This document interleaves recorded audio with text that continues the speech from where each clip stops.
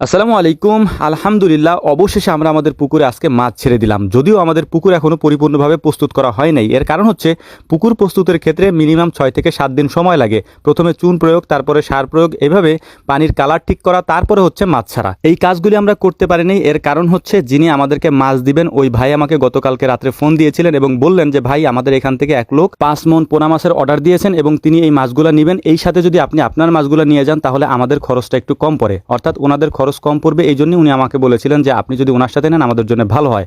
তো সকাল সকাল আমি আমাদের পুকুরের পানিটা একটু পরীক্ষা করতেছিলাম, যেহেতু পুকুরে চুন দেওয়া হয়েছে, সার প্রয়োগ করা হয় নাই। একটু দেখার চেষ্টা করতেছিলাম যে পুকুরে কোনো ধরনের খাবার তৈরি হয়েছে কিনা। তা মোটেও হয় নাই, গ্লাসের পানি একেবারে পরিষ্কার দেখা যাচ্ছিল। তো আমরা যাত্রাপথে এই পথ দিয়েই যাচ্ছিলাম, মূলত আমাদের বাড়ি থেকে এইটা একটু দূরে। তো আমরা একেবারে পুকুরের পাড়ে যখন চলে আসলাম, দেখলাম যে ওনারা যারা মূলত এই মাছগুলো নেবেন ওনারা পুকুর পাড়ে বসে আছেন এবং ওনাদের মাছগুলিকেই ধরা হচ্ছে এবং ধরে ওনাদেরকে বুঝাই দেওয়া হচ্ছে। এই মাছগুলোকে ওনারা একটা বিলে নিয়ে ছাড়বেন আর কি। বিল বলতে একটা খোলা জায়গায় ছাড়বেন এবং যেখানে প্রাকৃতিক খাদ্যের মাধ্যমে এই মাছগুলো বড় হবে। তো এই ভাই কিছু টাকি মাছ সংগ্রহ করতেছিলেন এখান থেকে, মানে এখানে অনেক ধরনের দেশি মাছও আছে কয়েকটা। তো সেইগুলো ওনারা সংগ্রহ করতেছিলেন, আমি দেখলাম। এবং এর পাশাপাশি এইখানে যে মাছগুলো আছে এই মাছগুলো সাইজ একটু ছোট। আপনাদেরকে আমি আগের ভিডিওতেও বলছি, আগে কয়েকটা ভিডিওতে বলা হয়েছে যে আমরা সাইজে একটু বড় মাছ নিব, ছোট মাছ আমরা নিব না। যেহেতু আমাদের পুকুরে হাঁসের চাষ হয় বা আমরা হাঁসও পালন করি, ছোট মাছ যদি আমরা নিই তাহলে এগুলো হাঁসে খেয়ে ফেলবে। তো বড় মাছগুলোকে সংগ্রহ করার মাঝামাঝি আমি কিছু শিং মাছ এখান থেকে দেখতে পেলাম, যে একেবারে পেটে ডিম পরিপূর্ণ কিছু শিং মাছ আছে।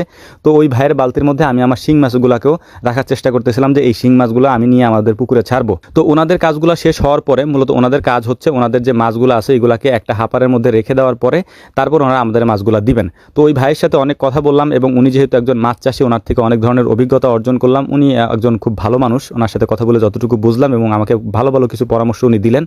এরপরে আমরা দেখলাম যে ওনাদের যে মাছগুলো আছে এগুলো সাইজে একটু ছোট, ওনারা ছোট সাইজটাই নেবেন আর আমরা সাইজে নিব হচ্ছে 3টা 4টা বা 5টা এরকম কেজি। যদিও আমি নিয়ত করে গেছিলাম যে এরকম 4-5টাই কেজি নিব, কিন্তু এটা হবে না মূলত, কারণ এই সাইজের মাছ পাইতে একটু কষ্ট হবে যে কোনো জায়গায়। তো আমি বললাম যে ঠিক আছে, আমাকে একটা অ্যাভারেজ মিলায় তারপর আপনারা দেন। তো শিং মাছগুলো আমি সংগ্রহ করতেছিলাম, আমার মানে একটা ইয়াই ছিল যে আমি শিং মাছগুলোকে সংগ্রহ করে এক জায়গায় নিয়ে আসবো, কারণ প্রত্যেকটা শিং মাছে পরিপূর্ণভাবে ডিম পরিপূর্ণ। তো এগুলা নিয়ে গেলে বা পুকুরে ছাড়লে এগুলা পুকুরে এসে তারপরে এগুলো ডিম ছাড়বে আর কি। তো যাই হোক, এই মাছগুলো ধরার পরে ওনাদের মাছগুলো ধরার পরে আমাদের মাছগুলো যখন ধরতেছিলেন এবং আমাদের মাছগুলোকে ওনারা বাঁচতেছিলেন, বিশেষ করে কারণ আমরা যেহেতু বড় সাইজের মাছ নেব, তো বড় বড় মাছগুলোকে রেখে ছোট ছোট মাছগুলোকে ওনারা ছেড়ে দিচ্ছিলেন। তো আমি বেশ কিছু শিং মাছ এখান থেকে সংগ্রহ করছি, যেগুলো সবগুলাই মোটামুটি ডিম আছে।